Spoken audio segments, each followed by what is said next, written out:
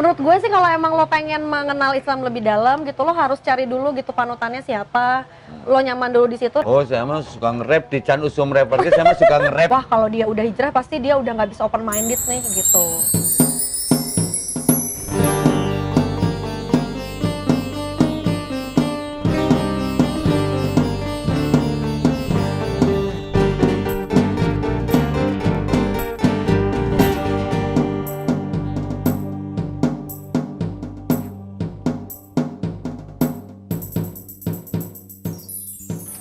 Halo teman-teman semua, hari ini kebalik ya, gue yang punya acaranya, ada temen gue di sini. Hai Ustadz. Ini.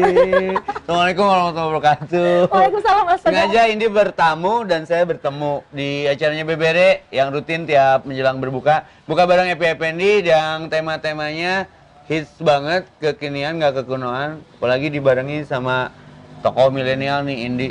Wow, makanya gue mau kesini juga karena kayaknya bakalan seru nih. Jadi buat teman-teman semua, kita akan ngebahas soal, gue mau request topik ya, Ustadz boleh nggak? Oh, topik sapalas, topik sa... Topik hidayah.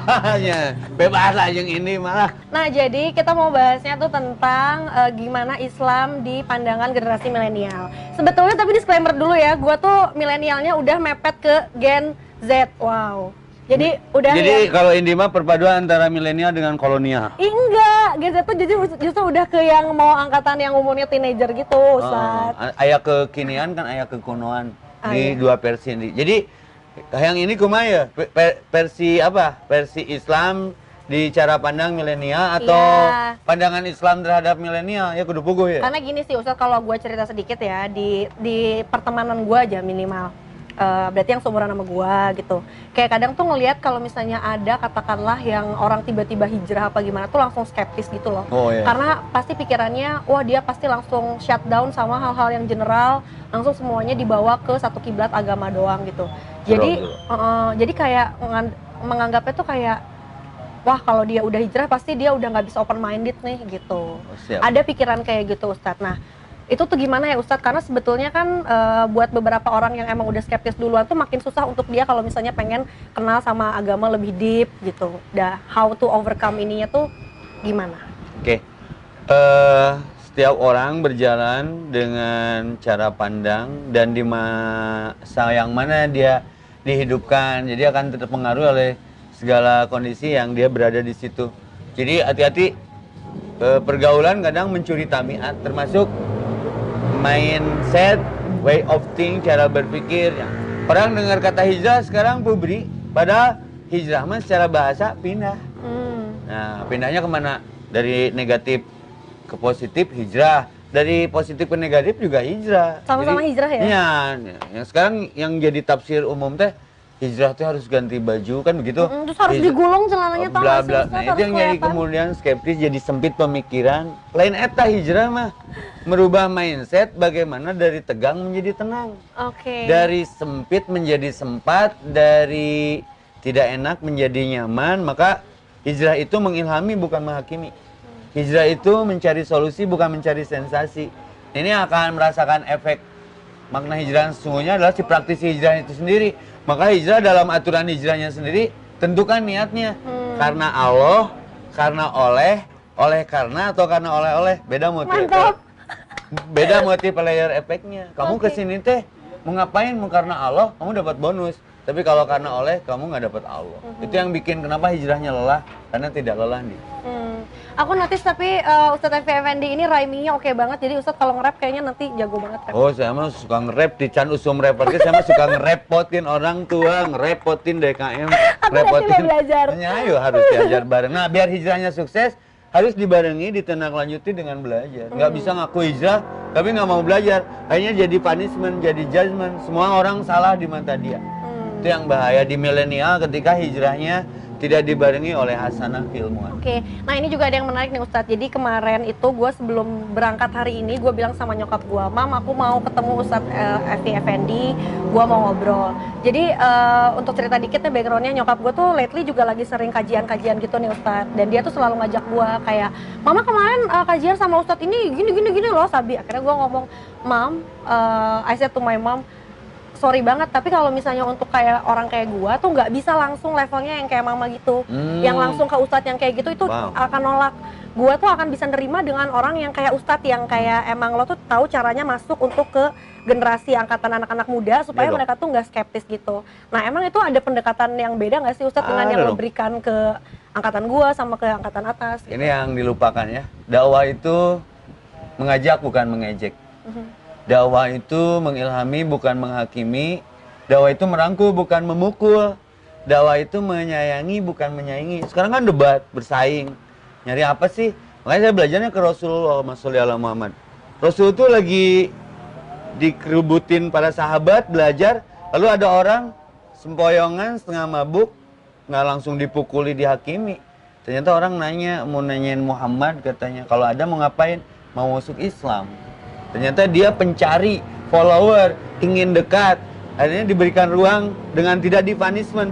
Coba kalau ketika orang itu datang ke tengah majelis lalu dipukuli dengan sikapnya yang seperti arogan. Nggak ada yang masuk Islam. Saya belajar dari nilai-nilai itu, akhirnya nggak boleh tergesa-gesa nih. Oh, ini mah gini, ini mah gini, pendekatannya beda ke anak funk mah gini, ke anak musik mah gini, ke anak yang suka ngetrail mah gini. Jadi almar'u ma'aman ahba. Manusia tuh bareng dengan apa yang dicintainya. Jangan dirusak rasa cintanya, nanti mereka protes. Nah ini yang pola, ini yang terus saya pelajari. Gimana ngedekatin anak-anak yang gangster motor kayak gitu. Itu kan harus dibaca dulu, ngadapin anak kecil. Emang kan dunianya dari parenting sampai parenting. Parenting anak kecil sampai dunia geng motor. Coba Islam itu ternyata menjawab semuanya. Kalau nanya Google Indi, itu dia ngejawab semuanya, apalagi nggak ada kuotanya. Tapi kalau ngejawab Islam, tanya jawab gini, Islam menjawab semuanya. Beda semaunya dengan semuanya. Oke. Berarti memang approach-nya juga beda-beda ya. Maksudnya lo juga ketika mau ngasih edukasi ke orang yang kayak gini, usianya sekian, segala macam, itu berarti Ustadz juga harus... Menu buat Mama Indi sama menu buat Indi beda dong. Touchingnya beda. Kalau saya bawa menu buat Mama Indi, diterangin ke Indi tidur duluan. Iya. Nah, sama, dibalikin kasusnya.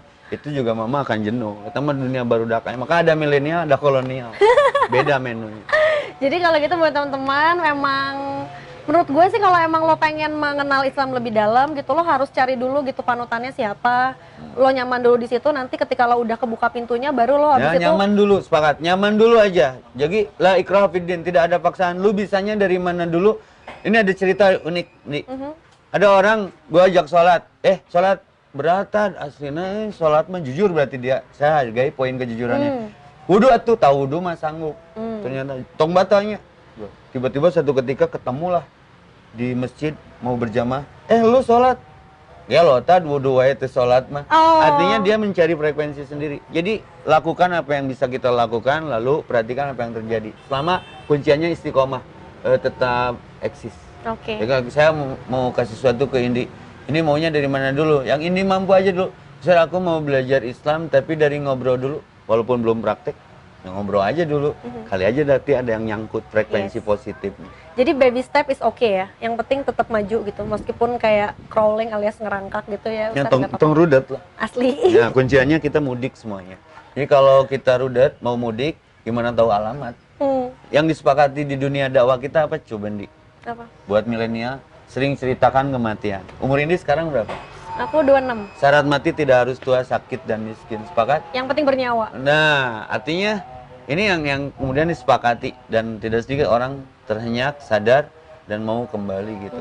Terus bicara orang tua, bicara ibu. Yang itu aja dulu. Sok. Berapa juta ibu yang wafat gara-gara melahirkan anaknya, kapan terakhir menyuapi ibu, bla bla bla.